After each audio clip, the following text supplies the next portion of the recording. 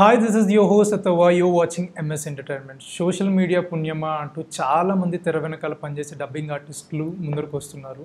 So ఆ dubbing artist movie అసోసియేషన్ని స్థాపించిన one of the ఎస్టాబ్లిషర్ నాతో ఉన్నారు గోగినేని ప్రసాద్ గారు. ఆయనతో మాట్లాడే మరిన్ని విశేషాలు తెలుసుకుందాం. నమస్తే సార్. నమస్తే. Pleasure meeting you. లైక్ మీలాంటి సీనియర్ పర్సన్స్ని కలవడం నా ఇనీషియల్ కెరియర్లో చాలా ఆనందంగా ఉంది. Thank you. అదే కాకుండా మీకు నేను థ్యాంక్స్ చెప్పాలనుకుంటున్నాను. ఎందుకంటే డబ్బింగ్ కళాకారుల గురించి మీరు మీకు ఇదన్నీ తీసుకోవటం, మా వాళ్ళ అన్నీ ఇది మీ ఛానల్తో యూట్యూబ్ ద్వారా ప్రజలకు తెలియజేయడం అనేది I'm very happy about it. Okay. So usually చాలామందికి చాలా కళలు మీద ఇంట్రెస్ట్ ఉంటుంది, కానీ చాలా తక్కువ మందికి డబ్బింగ్ చెప్పాలి, ఒక పాత్రకి ప్రాణం పోయాలి అనిపిస్తూ ఉంటుంది. అలాంటి ఒక అసోసియేషన్ని స్టార్ట్ చేయాలని మీకు ఎలా అనిపించింది? I'm very happy sir. ఎందుకంటే 92లో మా యూనియన్ స్టార్ట్ చేసాం. ఓకే. యూనియన్ స్టార్ట్ చేసినప్పుడు ఒక 90 మెంబర్స్తో స్టార్ట్ చేసాం. ఓకే. వాళ్ళు 450 మెంబర్స్ అయ్యారు. అప్పుడు మాకు బాగా కోఆపరేట్ చేసేవాళ్ళు. అప్పుడు బేసికల్గా ఏంటంటే ప్రొఫెషనల్స్ తక్కువ ఉండేవాళ్ళు, అంత ఎంప్లాయీస్ ఉండేవాళ్ళు. ఎందుకంటే ఇక వాళ్ళు నాటక రంగంలో కానీ రేడియో కానీ టీవీ మీడియాలో కానీ వీళ్ళంతా ఎక్కువగా జాబ్ చేస్తూ వాళ్ళు పార్ట్ టైంగా ఇచ్చేస్తుండేవాళ్ళు. ఓకే. తర్వాత ఇప్పుడు ప్రొఫెషనల్గా దీన్ని ఎక్కువగా ప్రొఫెషనల్గా తీసుకుని వచ్చే ఆర్టిస్టులు ఇప్పుడు బాగా డెవలప్ అయిపోయారు మాకు. ఓకే. సో ఎవరెవరు స్టార్ట్ చేశారు సార్ ఈ అసోసియేషన్ అసలు? అప్పుడు మా రమణారెడ్డి గారు నేను చనిపోయారు. ఆయన ప్రెసిడెంట్గా, నేను సెక్రటరీగా, ఓకే, సూర్యకుమారి గారు అని ఆవిడ ట్రెజరర్గా అసోసియేషన్ స్టార్ట్ చేశాం. ఓకే. సో 28 ఏళ్ళుగా కంటిన్యూస్గా మీరు వర్క్ చేస్తూనే ఉన్నాం. సో ఎలాంటి ఒడిదుడుకులు ఫేస్ చేశారండి ఇనీషియల్ స్టేజ్లో? ఒడిదుడుకులు ఫేస్ చేయటువంటి బిగినింగ్లో కొంచెం ఇబ్బందులు పడ్డామండి. ఆర్టిస్టులు, మా డైరెక్టర్స్ అడిగినటువంటి ఆర్టిస్టులు మనకి అవైలబుల్ కాక, ఓకే, ఈ అట్మాస్ఫియర్ కొందరు అలవాటు పడలేక, ఓకే, అలా కొంచెం ఇబ్బంది జరిగింది. ఓకే. ఈ ఇండస్ట్రీలో ఉన్నటువంటి ఇండస్ట్రీ ఇక్కడ షిఫ్ట్ చేయాలి, చెన్నై నుంచి ఇక్కడికి షిఫ్ట్ అవ్వాలి, ఇక్కడికి షిఫ్ట్ అవ్వడానికి కొందరు ఒప్పుకోక, వీటన్నిటిలో ఈ క్లాషెస్లో కొంతకాలం నడిచింది, 1 year అలా. దాని తర్వాత ఇక్కడ సినిమా ఇండస్ట్రీలో ఉన్న పెద్దలందరూ ఇక్కడ ట్రేడ్ యూనియన్స్ ఇన్ని ఇక్కడ డెవలప్ చేసుకోవాలి. మన ఇండస్ట్రీకి తెలుగు గడ్డ మీద తెలుగు చలనచిత్ర పరిశ్రమ నిలబడాలంటే మన ట్రేడ్ బాడీస్ అన్నీ బాగా ఇదిగా ఉండాలని చెప్పేసి నా దాసనారాయణరావు, రామానాయుడు గారు, భరద్వాజ్ గారు ఇలాంటి పెద్దలందరూ బాగా కోఆపరేట్ చేసి యూనియన్స్ అన్ని స్ట్రాంగ్ చేసేసి దాన్ని ఫెడరేషన్కి ఎఫిలియేట్ చేయడం జరిగింది. తర్వాత ఈ పోరాటాల్లో మాకు ఆ ఫెడరేషన్ నుంచి కాన్ఫెడరేషన్, మాకు ఎందుకంటే మనకున్నటువంటి స్టేట్స్లో ఇప్పటికి ఏంటంటే అప్పుడు 3 ఉండేవి, ఈస్ట్, వెస్ట్, సౌత్ 3 ఫెడరేషన్స్ ఉండేవి. ఈ సౌత్ ఇండియా ఫెడరేషన్స్లో వచ్చేసేసి తెలుగు, తమిళ్, కన్నడం, మలయాళం 4 ఉండేవి. దీని నుంచి కన్నడం బయటకు వచ్చింది. తర్వాత మేము బయటకు వచ్చాము. ఇప్పుడు కేరళ కూడా బయటకు వచ్చింది. ఇప్పుడు ఏంటంటే వీటన్నిటికీ ఇనిషియల్ స్టేజ్లో 4 ఒకే దగ్గర ఉండేది. 4 తమిళనాడులోనే ఉండేది. 4 తమిళలోనే ఉండేది. ఓకే. అసలు ఇండస్ట్రీ కంప్లీట్ కాన్సన్ట్రేషన్ మొత్తం తమిళనాడే ఉండేది కదా. తర్వాత కన్నడ సెపరేట్ అయ్యారు వాళ్ళు, కన్నడది. తెలుగు, తమిళ్, కన్నడ మాత్రం టోటల్గా చెన్నైలోనే ఉండేది అంతా. ఓకే. దాని నుంచి ఐఫెక్ ఉంటుంది. ఐఫెక్ ఇండియా లెవెల్లో ఐఫెక్ అనేది ఉంటుంది మాకు, మామూలుగా అసోసియేషన్ దీని మీద. దానిలోకి ఎఫిలియేషన్ వచ్చిన వాళ్ళే దీంట్లో పనిచేయగలిగే రైట్ ఉంటుంది. ఆ ఎఫిలియేషన్ కోసం కొంతకాలం పోరాటం చేసాం. ఆ ఎఫిలియేషన్ వచ్చింది. తర్వాత ఇప్పుడు యూనియన్ పరంగా, ఫెడరేషన్ పరంగా అంత హ్యాపీగా మాకున్న ఛాంబర్కి టర్మ్స్ జరుగుతూ ఉంటాయి. దాని ప్రకారం మా ఆర్టిస్టులు కానీ, మా వర్కర్స్ కానీ, టోటల్ ఫెడరేషన్ వర్కర్స్ కానీ మనం రన్ అవుతూ ఉంటాం. ఓకే. సో సార్, డబ్బింగ్ ఆర్టిస్టులకి గుర్తింపు రావడానికి ఆల్మోస్ట్ 25 ఏళ్ళు, 28 ఏళ్ళు అవుతుంది. సో ఎందుకంటారు డబ్బింగ్ ఆర్టిస్టులకి ఎందుకంత గుర్తింపు రాదంటారు? అంటే గుర్తింపు రావడం అంటే ఏమవుతుందంటేనండి, ప్రత్యేకించి గుర్తింపు అనేది లేదు. మన స్టేట్ గవర్నమెంట్స్ ఎప్పుడైతే ఈ నంది అవార్డ్స్ అనేది ప్రవేశపెట్టారో అప్పటి నుంచి కాస్త డబ్బింగ్ ఆర్టిస్టుల గుర్తింపు అనేది జరుగుతుంది. ఓకే. సో మీరు ఈ అసోసియేషన్ స్టార్ట్ చేసినప్పుడు మీ పర్యవేక్షణలో జరిగిన ఫస్ట్ డబ్బింగ్ ఏది, ఏ సినిమాకి జరిగింది? నా పర్యవేక్షణలోనండి ఫస్ట్ డబ్బింగ్ మా యూనియన్ పెట్టినప్పుడు ఫస్ట్ డబ్బింగ్గా జరిగింది లాఠీ సినిమా అని గుణశేఖర్ గారిది. Okay, great.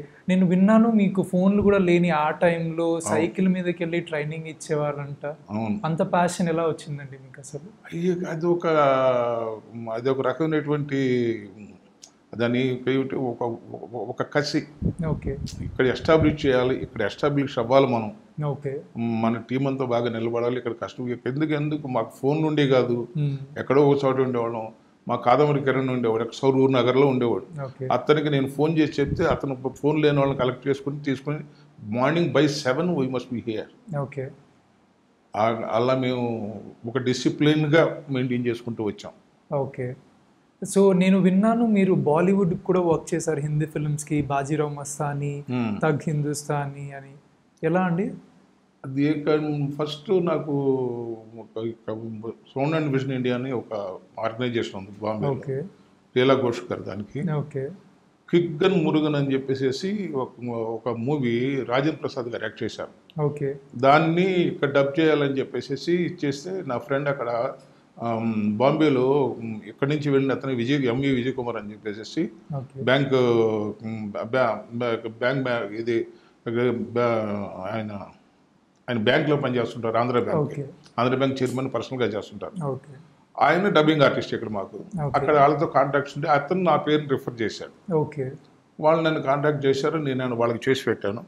తర్వాత వాళ్ళు ప్రిన్స్ ఆఫ్ పర్షియా అని తర్వాత సినిమా ఇచ్చారు, ఇక్కడ చేశాను. చేసిన తర్వాత అక్కడే ఇప్పుడు యశ్రాజ్ ఫిల్మ్స్ కానీ మన బన్సాలి గారు, సంజయ్ లీలా బన్సాలి గారు కానీ వాళ్ళు బయటికి ఇవ్వడానికి ఒప్పుకోరు. మా పిక్చర్ ప్రోడక్ట్ని బయటకు ఇవ్వడానికి ఒప్పుకోరాడు, అక్కడే చేయాలి.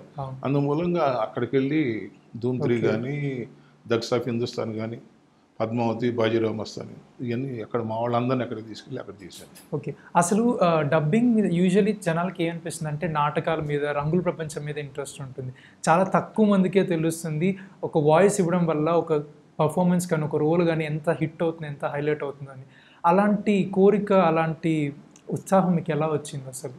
అంటే బేసికల్గా ఏంటంటే నేను ప్రజానాట్యమండలి ఆర్టిస్ట్ని.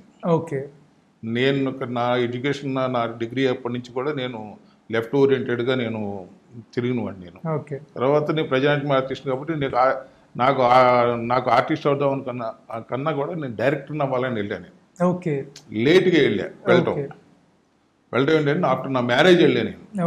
మ్యారేజ్ నాకు 2 పిల్లలు పుట్టిన తర్వాత నేను వెళ్ళాను. ఇది మన యాంబిషన్ ఇది అవ్వటం కోసం. అక్కడ అసిస్టెంట్ డైరెక్టర్గా నేను అక్కడ అంటే మనకు టైం చాలట్లా. డైరెక్టర్గా ఈ సాధించడం కన్నా జీవితాన్ని సాగించాలి అనేది ఎక్కువైపోయింది. ప్రెషర్స్ అలా ఎక్కువైపోయినాయి. దాంతో నేను ఈ క్రాఫ్ట్ని ఎంచుకున్నాను. నాకు ఆటోమేటిక్గా నాకు స్టేజ్ నాలెడ్జ్ ఉంది కాబట్టి మనం అక్కడ నేను సక్సెస్ అవ్వగలిగాను. Okay, great. సో ఈ 28 ఏళ్లలో చాలా మార్పులు వచ్చి ఉంటాయి. ఎంత మార్పు వచ్చి ఉంటుందంటే నేను ప్రత్యేకించి చెప్పాల్సిన అవసరం లేదు. మీరు స్టార్ట్ చేసినప్పుడు నేను ఇంకా పుట్టలేదు కూడా. అప్పుడు చాలా కష్టం అయ్యేది కదా, అప్పుడు ప్రొసీజర్ ఎలా ఉండేది, ఇప్పుడు ప్రొసీజర్ ఎలా అనుకో చెప్పగలరా? అసలు యాక్చువల్గా మా పెద్దవాళ్ళు చెప్పేదాని ప్రకారం 1952లో ఆహుతి అనే సినిమాతో స్టార్ట్ అయ్యింది డబ్బింగ్. ఎక్కడ కేరళలో ఏదో స్టూడియోలో అని చెప్పేవాళ్ళు, మోడర్న్ థియేటర్స్లోని ఎక్కడ అనేవాళ్ళు. ఆ టైంలో రీలు వేసేవాళ్ళు అంట మొత్తం. అంటే రీల్ అంటే it maybe 1000 feet or 700 feet ఒక రీల్ ప్రొజెక్ట్ చేసేవాళ్ళు అంట. దానిలో ఉన్న ఆర్టిస్టులు అందరూ 4 మైకులు అక్కడ పెట్టుకుని ఎవరు వస్తే అప్పుడు చెప్తా ఉండాలి. ఇన్ కేసు ఒకళ్ళు తప్పైనా కానీ మొత్తం రీల్ మొత్తం రీడప్ చేయాలి. అలా what ever it may be, manual power waste అయ్యేది అది. అందుకని అంత జాగ్రత్తగా వాళ్ళు చూసుకుని 2-3 సార్లు చేసుకునేవాళ్ళు. అది దాని తర్వాత నెక్స్ట్ పరిణామం ఏంటంటే లూపులుగా కట్ చేశారు. చిన్న ఒక 5 feet లూపులుగా వేయటం, దాంట్లో ఉన్న ఆర్టిస్టుల వరకు చెప్పటం, ఆ ట్రాక్స్ అన్ని మళ్ళీ చేసుకోవటం. దాని తర్వాత పరిణామం మళ్ళీ రీల్ వచ్చింది, కానీ కంప్యూటర్ సిస్టంలో వచ్చింది. అది మనకి ఎక్కడ కావాలంటే అక్కడ ఆగుతుంది. అప్పుడు 2 ట్రాక్లు ఉండేవి. ఇప్పుడు ఈ కంప్యూటర్స్ వచ్చిన తర్వాత 4 ట్రాక్స్ అయినాయి. ఓకే. ఈ 4 ట్రాక్స్లో ఎవరికి వాళ్ళు చెప్పుకుని వెళ్ళటం ఇట్లాంటివన్నీ జరుగుతుంది. అది కంప్యూటర్స్ అయిపోయిన తర్వాత ఇప్పుడు వచ్చేసేసి డిజిటల్ వచ్చేసేసిన తర్వాత అప్పుడు దగ్గర దగ్గర 24 రీల్స్ సినిమా అంటే 24 పాజిటివ్లు, ఇది పిక్చర్ పాజిటివ్లు, 24 సౌండ్ పాజిటివ్లు, ఇన్ని డబ్బాలు ఇంత ఎత్తునుండేవి. ఓకే. ఇవాళ పెన్ డ్రైవ్లో సినిమా తీసుకెళ్తున్నారు. ఓకే. ఇప్పుడు ఏంటంటే అప్పుడు సింక్ పర్ఫెక్ట్ సింక్ చెప్పగలగల ఉండాలి. ఇప్పుడు అంత సింక్ చెప్పకపోయినా కానీ ఇంజనీర్లు దాన్ని మేనేజ్ చేస్తున్నారు. దాంతో మేనేజ్ చేయడంతో టెక్నిక్ కన్నా కూడా ఇక్కడ ఏంటంటే టెక్నిక్ ఓకే, సింక్ నువ్వు చెప్పకపోయినా టెక్నిక్ వాళ్ళు చేసుకుంటున్నారు. బట్ ఆ ఇన్వాల్వ్మెంటు, ఆ ఎమోషన్స్, ఆ ఇన్వాల్వ్మెంటు, ఆ ఎక్స్ప్రెషన్స్ ఉండగలిగే వాళ్ళు నిలబడుతున్నారు. ఓకే. సో ఎమోషన్, డెడికేషన్ గురించి మాట్లాడుతున్నాం కాబట్టి మీరు ఈ సుదీర్ఘ 28 ఏళ్ల ప్రయాణంలో అంత డెడికేషన్గా, అంత ఉచ్చారణతో, చాలా బాగా కమిట్మెంట్తో మీరు చాలామందితో వర్క్ చేస్తుంటారు. మీ ఫేవరెట్ ఎవరు? లైక్ డబ్బింగ్ ఆర్టిస్ట్ అంటే ఇతనే అంటే ఒకరి పేరు చెప్పండి, ఎవరి పేరు చెప్తారు? అందరూ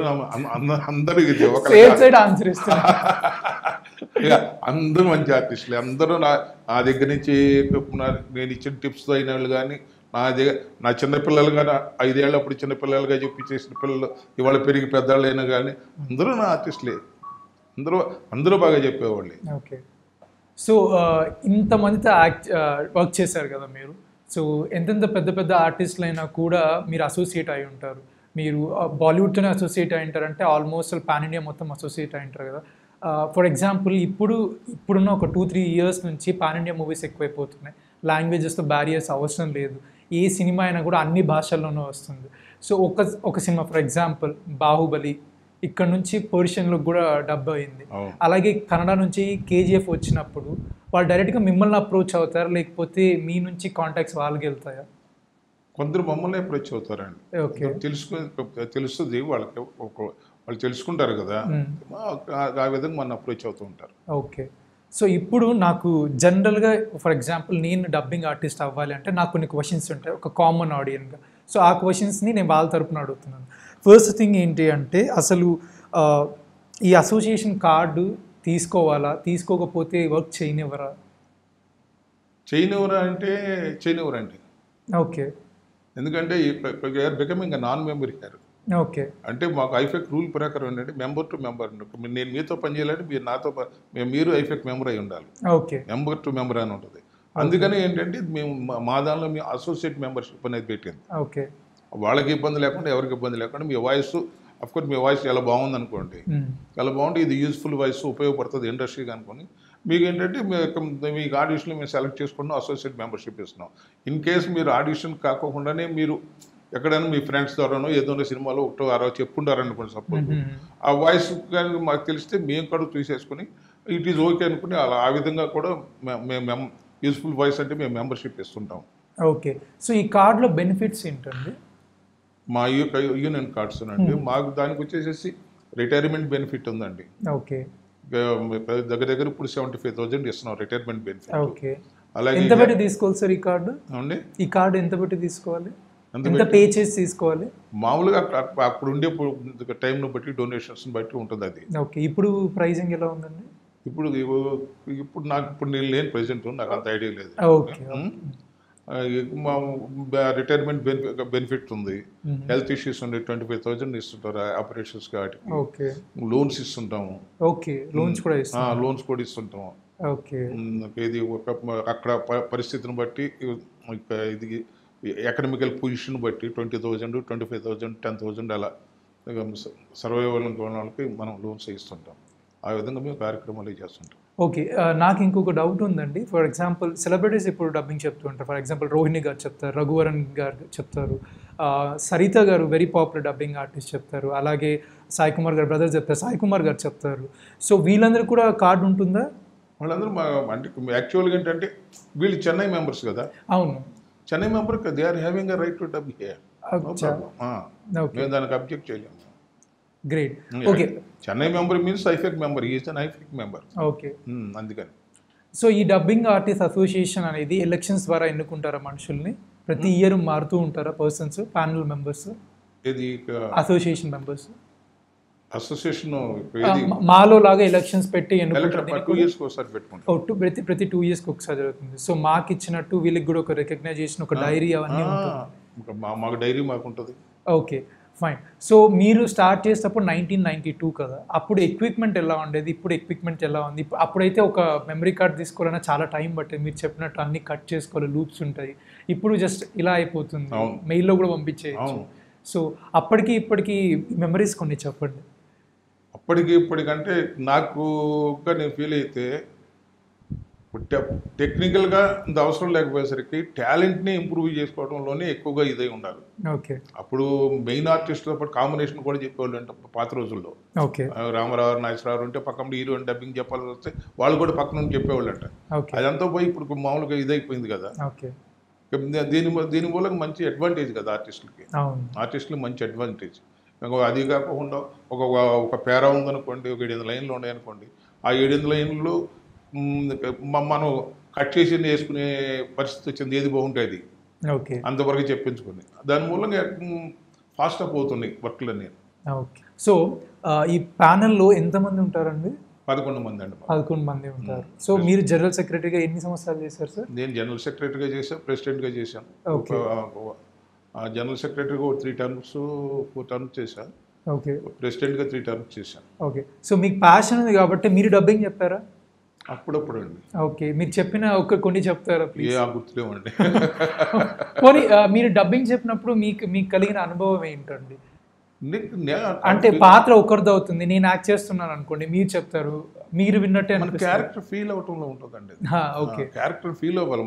ఫస్ట్ మనం ఏంటంటే మనం డబ్బింగ్ చెప్తున్నామంటే ఆ క్యారెక్టర్ని మనం ఆ క్యారెక్టర్ అనుభూతి మనం పొందకపోతే మనకు సరైన రిజల్ట్ రాదు. అది ఆ క్యారెక్టర్ ఫీల్ అయ్యి చెప్పాలి. గ్రేట్. ఇప్పుడు మాడ్యులేషన్ కానీ ఎక్స్ప్రెషన్ కానీ వెనకాల ప్రొడక్టర్ ఎవరో ఒకరు చెప్పించుకుంటారు. కానీ ఆ ఇన్వాల్వ్మెంట్ అనేది బేసికల్గా మా ఆర్టిస్ట్కి ఉండాలి. మా ఆర్టిస్ట్కి ఆ బేసికల్గా ఇన్వాల్వ్మెంట్ ఉంటేనే ఆ క్యారెక్టర్ ఫీల్ అవ్వగలుగుతాడు. ఆ క్యారెక్టర్ ఫీల్ అయ్యి చెప్తే పండుతూ ఉంటాయి. సో ఒకప్పుడు 1995 నుంచి 2003-4 దాకా బాలీవుడ్ అమ్మాయిలు చాలామంది తెలుగులో చేసేవాళ్ళు, మధుబాల గారు కానీ నాగ్మా గారు కానీ. సో వీళ్ళందరికీ డబ్బింగ్ చెప్పేటప్పుడు ఎలా అనిపించేది? మీరు పక్క నుండి చెప్పించుంటారు చాలా మందికి, అప్పుడు ఎలా అనిపించేది? వాళ్ళు కాదు, మా ఆర్టిస్టులు చెప్పేవాళ్ళు. శిల్ప వీళ్ళందరూ చెప్పేవాళ్ళు వాళ్ళకి. శిల్ప, రోజారమణ గారు, శిల్ప వీళ్ళే చెప్పేవాళ్ళు. Okay, great. సో మీ దగ్గర నేర్చుకుని మీ శిష్యులు ఇప్పుడు టాప్ పొజిషన్లో ఉన్న కొందరు పేర్లు చెప్పండి. అందరూ మచ్చుకి 4 చెప్పండి. మచ్చుకి 4 పేర్లు చెప్పండి. 2 అమ్మాయిలు 2 అబ్బాయిలు చెప్పండి. వద్దులేండి, అవన్నీ ఎందుకు అనవసరమైన కంట్రవర్సీ. అందరూ నాకు రాలే కాబట్టి నేను ఎవరైనా చెప్పలేను. అందరూ ఎంతమందిని ట్రైన్ చేసి ఉంటారు ప్రసాద్ గారు? నేను ట్రైన్ చేయటం అంటే ఒకటి ఉందండి. బేసికల్గా 92 అది అయిపోయిన తర్వాత ఇక్కడికి వచ్చిన తర్వాత మనకి ఈటీవీలో రామోజీరావు గారు ఛానల్ స్టార్ట్ చేస్తున్నారు. ఛానల్ స్టార్ట్ చేస్తుంటే దానికి డబ్బింగ్ ఆర్టిస్టులు ఆవశ్యకత ఏర్పడుతుందనే ఉద్దేశంతో నేను ఒక ఇన్స్టిట్యూట్ పెట్టాను. ఓకే, మీకు ఇప్పటికీ ఉంది అది? లేదు, తీసాను.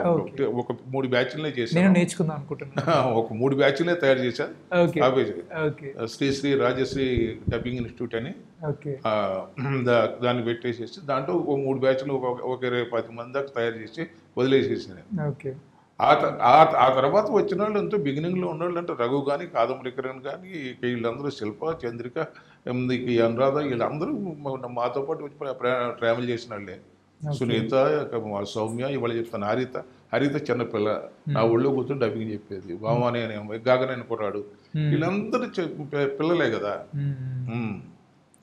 గ్రేట్, గ్రేట్ అండి. అసలు వింటుంటే ఇంత పెద్ద జర్నీ కదా.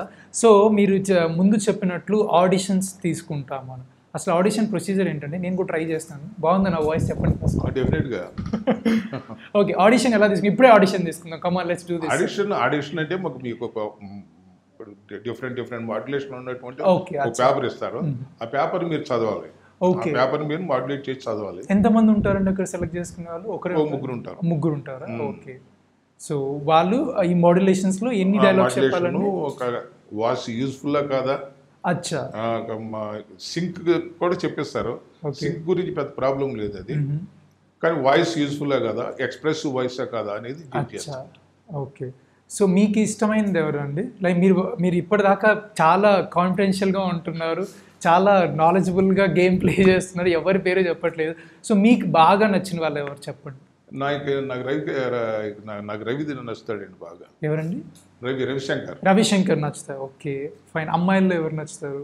అమ్మాయిలు అంటే మా శిల్పయ్య, సునీత వీళ్ళు ఉన్నారు కదా, మాకు వాళ్ళే. ఓకే, గ్రేట్ జనరేషన్లో. ఎందుకంటే సరిత గారు టాప్. అది సరిత గారు డబ్బింగ్ చూసి మేము చాలా నేర్చుకుంటాం. చెప్పాలంటే ఆవిడే మాకు ఇన్స్పిరేషన్గా ఉంటుంది. ఓకే. సో మీరు ఈ 28 years వర్క్ చేశారు కాబట్టి ఈ 28 yearsలో మీకు కొన్ని ప్రాబ్లమ్స్ డెఫినెట్లీ వస్తాయి, మెంబర్స్ నుంచి కానీ, ఆర్టిస్టుల నుంచి కానీ, లేకపోతే ప్రొడక్షన్ హౌసెస్ నుంచి కానీ. అలాంటిది కొన్ని విషయాలు షేర్ చేస్తారు. ప్రాబ్లమ్స్ అంటే కొన్ని ఉంటాయండి. పేమెంట్లు వీటన్నిటి దగ్గర ప్రాబ్లమ్స్ ఉంటాయి. ప్రొడక్షన్ హౌస్ నుంచి కొన్ని రాక ఇది దానికంటే యూనియన్ స్ట్రిక్ట్గా తీసుకుంటూ మాకు ఇన్ఛార్జెస్ అని ఉంటాం మేము. వాళ్ళు ఆర్గనైజ్ చేస్తారు. వాళ్ళు ఏంటంటే ప్రొడక్షన్ హౌస్లో వాళ్ళు పేమెంట్ ఇచ్చినా ఇవ్వకపోయినా సరే, నేను ప్రెసిడెంట్గా ఉన్న టైంలో తీసుకున్న డెసిషన్ అది.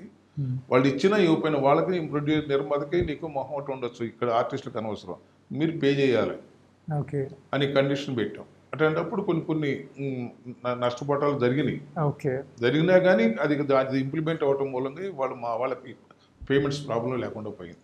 ఓకే, నష్టపోయిన టాపిక్ వచ్చింది కాబట్టి గత 2 ఏళ్లుగా చాలా కష్టపడుతున్నారు ప్రతి ఒక్కరు. బికాస్ గ్లామర్ ఫీల్డ్లో కనిపిస్తున్నంత అందంగా ఉండదు, చాలా కష్టాలు పడతారు. డైలీ లేబర్స్, ఇన్ఫ్యాక్ట్ చెప్పాలంటే డైలీ వేజెస్ వచ్చే వాళ్ళు డబ్బింగ్ ఆర్టిస్టులు కూడా వస్తారు చాలామంది. సో ఈ 2 yearsలో వాళ్ళ లైఫ్ స్టైల్ ఎలా ఉంటుంది అంటారు? నిజంగా హెల్ప్ చేస్తుంది అంటారా అసోసియేషన్? చేసింది కదండి. అవునా? మేము చేసాం. ఓకే, ఒక టర్మ్కి 2500 కాడికి మంత్లీ 2 times 3 times ఇచ్చారు మా వాడు. ఓకే, గ్రేట్ అండి. సో ఇన్నేళ్ళు చేసిన మీరు ఇప్పుడు ఎందుకు గ్యాప్ తీసుకున్నారు సార్? ఈ జనరేషన్స్ వస్తాయి ఉంటాయి కదండి, ఎంతకాలం మనం ఉంటాం. మీరు మీ జ్ఞానం చాలా ఎక్కువ ఉంటుంది. మీరు ఎక్కడి నుంచో చూసారు, స్టార్చ్ నుంచి మొత్తం చూసారు కాబట్టి ఒక తెలిసిన మనిషి చేతిలో పెట్టడం కన్నా లైక్ కొత్త వాళ్ళ చేతిలో పెట్టడం మంచిది అంటారా? అంటే ఇప్పుడు ఎంతకాలం అని ఉంటాం మనం, నెక్స్ట్ జనరేషన్ తీసుకోవాలి కదా. ఓకే, ఇప్పుడు అందుకోవాలి కదా నెక్స్ట్ జనరేషన్. ఓకే, ఒక లీడరే మిగతా లీడర్స్ తయారు చేయగలడు. ఓకే, లెనిన్ సూక్తి అది. అందుకని ఒక ఆటోమేటిక్గా మా కుర్రాళ్ళు దాన్ని చేస్తూ ఉంటాడు. Okay, great. ఇంకొక క్వశ్చన్ అండి, ఇప్పుడు cinema dubbing artist association, serial dubbing artist association రెండు ఒకటే అంటారా? కాదండి, అది సెపరేట్, యూనియన్ వేరుగా. Okay, fine. సో మీరు ఫస్ట్ టైం చేసిన ప్రాజెక్ట్కి ఎంత రెమ్యూనరేషన్ ఇచ్చారు? ఇప్పుడైతే చాలా ఇస్తున్నారు, చెప్పలేము. ఇప్పుడు చాలా లెక్క పెట్టలేనంత ఇస్తున్నారు, అది వేరే విషయం. లెక్క పెట్టలేనంత ఏమి ఉండదండి. అవునా? అంత ఉండదు. అవునా? ఓకే. ఎంత ఎంత ఎంత ఇచ్చారండి? ఫస్ట్ 2500 ఇచ్చారు. అప్పట్లోనే 25 ఏళ్ల ముందే 2500. ఆ లెక్క ప్రకారం ఇప్పుడు ఇంకా ఎక్కువ ఇస్తుంటారు కదా సార్. ఇప్పుడు లక్షల్లో ఇస్తూ ఉంటారు. అంత రాదండి. రవిశంకర్ గారికి, సునీత గారికి వాళ్ళకి రెమ్యునరేషన్స్ ఉంటాయి. రవిశంకర్ వాళ్ళకి మ్యాక్సిమం అమౌంట్ అతను తీసుకునేది, because his voice is so good. So ఇంతసేపు మొత్తం ప్రొఫెషన్ గురించే తెలుసుకున్నాం కాబట్టి అసలు గోగినేని ప్రసాద్ గారు ఎక్కడ పుట్టారు, ఎక్కడ పెరిగారు, ఏం చేస్తున్నారు, 2 పిల్లలు అన్న వాళ్ళు ఏం చేస్తుంటారు, మీ సతీమణి ఏం చేస్తుంటారు చెప్పండి ఒకసారి. మాది కృష్ణా జిల్లాలో ఒక్కలగడ్డ అనే గ్రామం. అందరు టాలెంటెడ్ వాళ్ళంతా కృష్ణా జిల్లా కల్లానే వస్తారా? అందరు టాలెంటెడ్ వాళ్ళంతా ఆ జిల్లా నుంచి వస్తారా? కృష్ణా జిల్లాలో ఒక్కలగడ్డ అనే గ్రామం అనేది. ఓకే, అక్కడే చల్లపల్లి అని ఉంటుంది అక్కడ.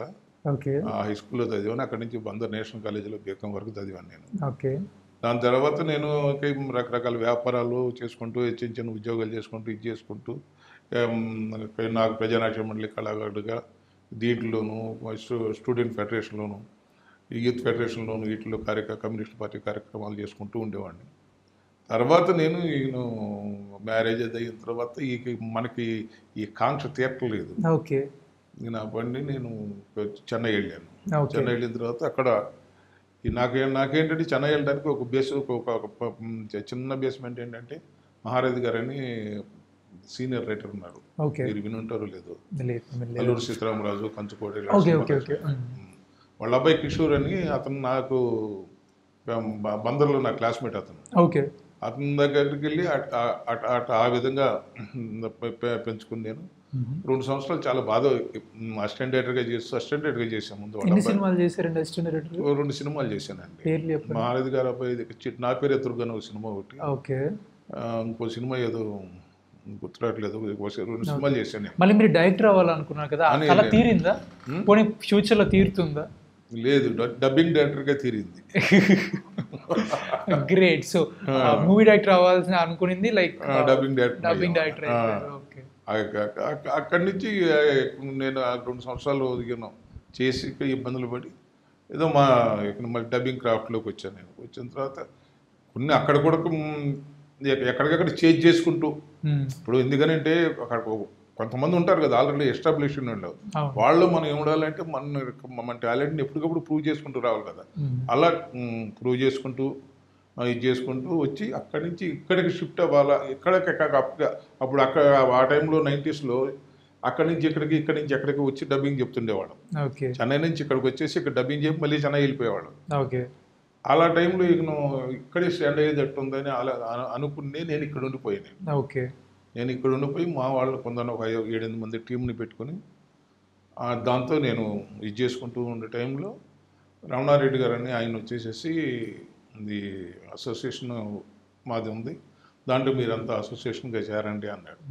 అసోసియేషన్ కాదు, యూనియన్ అనేది యూనియన్ చేస్తే నేను కంపల్సరీగా ఇది చేస్తానంటే అప్పుడు ఆయన ఏమనుకున్నాడు అంటూ, మరి నేను అక్కడ చెన్నై నుంచి వచ్చిన ఒకనే వాళ్ళు చాలామంది ఉన్నారు, నన్ను జనరల్ సెక్రటరీ చేశాడు ఆయన.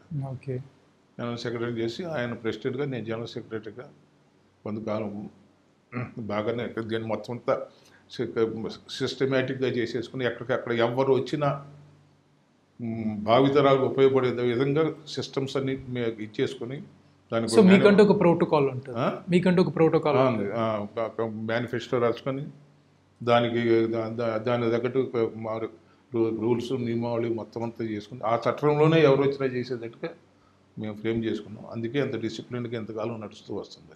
Okay, lovely talking to you sir. But interview ముగించే ముందు నాకు 2 క్వశ్చన్స్ అండి. ఫస్ట్ థింగ్, పరభాష సినిమాలు వచ్చినప్పుడు, ఇప్పుడు ఆ పదం వాడకూడదో లేదో నాకు తెలియదు, క్షమించండి, వేరే భాష నుంచి వచ్చినప్పుడు తెలుగులో డబ్ చేయాలన్నప్పుడు ఆ ప్రొసీజర్ ఎలా ఉంటుందండి? ఫర్ ఎగ్జాంపుల్ KGF వచ్చింది, అది ఇప్పుడు మామూలుగా ఏంటంటే వాళ్ళ నుంచి మనం స్క్రిప్ట్ తీసుకుంటాం. ఓకే. స్క్రిప్ట్ని మనం ట్రాన్స్లేట్ చేసుకుని మనం రాసుకుంటాం. ఓకే. రాసుకున్న తర్వాత మనం ఆర్టిస్టులని వాళ్ళు అడిగితే ఆడిషన్ చేస్తాం. ఓకే. ఆడిషన్ చేసి వాయిస్లో వాళ్ళకి పంపిస్తాం. ఓకే. వాళ్ళు సెలెక్ట్ చేసుకున్న దాన్ని మనం చెప్పిస్తుంటాం. ఓకే. సో వాయిస్ ఆర్టిస్టులు సెలెక్ట్ చేసుకునే ఇది కూడా ఆ కంపెనీ వాళ్ళకు అంటే ఆ డైరెక్టర్కి ఒక ఇది ఉంటుంది కదా. ఓకే. ఆ డైరెక్టర్ టేస్ట్ తగ్గట్టుగా కావాలి కదా. లేకపోతే వాళ్ళకి కూడా అడుగుతారు, మాకు వీళ్ళ దగ్గర అడుగుతారు, ఇక్కడ పాపులర్ వాళ్ళ పాపులర్ ఆర్టిస్ట్ని వాళ్ళు అడుగుతారు.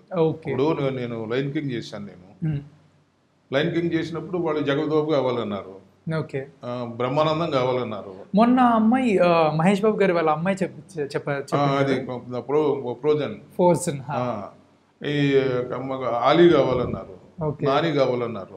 వాళ్ళు మాట్లాడుకున్నారు. మళ్ళీ ఒక తమిళ ఫిల్మ్ కి మణిరత్నం గారి మూవీకి నాని గారు డబ్బింగ్ చెప్పారు. సో వాళ్ళు చూస్ చేసుకుంటాం, మాకు ఇలాంటి ఆర్టిస్టులు కావాలి. అది ఎందుకంటే కార్పొరేట్ కంపెనీస్ కదా. ఇప్పుడు వాళ్ళు వచ్చేసేది డిస్నీ వాళ్ళు, వాళ్ళకి పెద్ద ఇదేం లేదు. అది వాళ్ళు మాట్లాడుకున్నారు. వాళ్ళతో ఆర్టిస్టులు కూడా నాకు బాగా కోఆపరేట్ చేశారు. అది చెప్పాడు కూడా. చెప్పేది కూడా జాదబాబు గారు అయితే అసలు మరి చాలా హ్యాపీగా ఫీల్ అయ్యారు ఆయన. Great great great. So last and final question అండి, ఒకవేళ ఒక పర్సన్ ఒక వాయిస్ ఆర్టిస్ట్ అవ్వాలి, డబ్బింగ్ ఆర్టిస్ట్ అవ్వాలి అంటే తనకు ఉండాల్సిన గుణగణాలు ఏంటండి? వాయిస్ కల్చర్ అండి, మెయిన్ వాయిస్ కల్చర్ చూసుకోవాలి. తర్వాత ఆ వాయిస్ కల్చర్తో ఎక్స్ప్రెసివ్గా తన డైలాగ్ చెప్పడం అనేది అలవాటు చేసుకోవాలి. డిసిప్లిన్ అనేది ఒకటి ఉండాలి కంపల్సరీ మేజర్గా. Okay. So questions last and నాకు ఇంకా వస్తున్నాయి. So last but not the least, అసలు ఎన్ని రోజులు పని ఉంటుందండి వీళ్ళకి ఇప్పుడున్న జనరేషన్లో, ఇప్పుడున్న బిజీలో? ఎన్ని రోజులు అనేది మనం చెప్పలేమండి. ఇది ఇప్పుడు సినిమాలు ఎక్కువ జరుగుతూ ఉంటాయి. అది కాకుండా ఇవాళ రైట్ నా వాళ్ళు మా డబ్బింగ్ ఆర్టిస్టులకి ఒక సినిమాల మీదే మేము ఆధారపడలేరు. మా వాళ్ళు వెబ్ సిరీస్ ఉన్నాయి, టీవీ మీడియా ఉంది, చెప్పగలిగి వాయిస్ చెప్పగలిగే ఆర్టిస్ట్ మా వాళ్ళు ఎవ్వరూ ఖాళీ లేరు. ఇవాళ ప్రోగ్రామ్ చెప్పాలంటే ఇవాళ డబ్బింగ్ ప్రోగ్రామ్ చెప్పాలంటే ముందుగానే నిన్న మార్నింగ్ చెప్పగలిగితేనే దొరుకుతారు. ఇమీడియట్గా ఫోన్ చేసి దొరికే ఆర్టిస్టులు ఎవరు లేరు ఇవాళ మాకు. అవును. నాకు ఎందుకంటే అంత అంత అవకాశాలు ఉన్నాయి. Great great great. So thank you so much sir. Usually dubbing ఆర్టిస్టులు అంటే చాలా మందికి తెలియదు. డబ్బింగ్ ఆర్టిస్టులు సోషల్ మీడియా పుణ్యాన అంటూ వైడ్ మీడియం అవడంతో అందరూ బయటకు వస్తున్నారు, వాళ్ళ టాలెంట్ అనేది బయట తెలుస్తుంది. అండ్ మీలాంటి వాళ్ళు ఎవరైతే ఈ ప్రాసెస్ని స్టార్ట్ చేశారో దాని గురించి ఎక్స్ప్లెయిన్ డీటెయిల్గా చేయడం వల్ల ఎవరికైనా రావాలి అనుకున్నా కానీ వాళ్ళకి ఒక రూట్ మ్యాప్ లా ఉంటుంది అనమాట. ఇలా వెళ్ళాలి, ఇలా రావాలి. కష్టం అనేది కష్టం ఉంటుందండి. ఓకే. ఇప్పుడు యాక్చువల్గా చెప్పాలంటే కష్టం అంటే మన హ్యూమన్ బాడీస్లో ఏ అయితే మెయిన్ సెన్సిటివ్ ఆర్గాన్స్ ఉంటాయో ఆ ఆర్గాన్స్తో వర్క్ చేస్తాం మా డబ్బింగ్ ఆర్టిస్టులు. ఓకే. అవును. Ice, year, throat, heart, lungs, abdomen, ఈ బాడీలో ఉన్న శక్తి అంతా దీంట్లోకి తెచ్చుకుని మేము చేస్తాం. ఆ విధంగా స్ట్రెయిన్ అవుతుంటాం. కష్టం ఉంటే అంత కష్టపడుతుంటారు.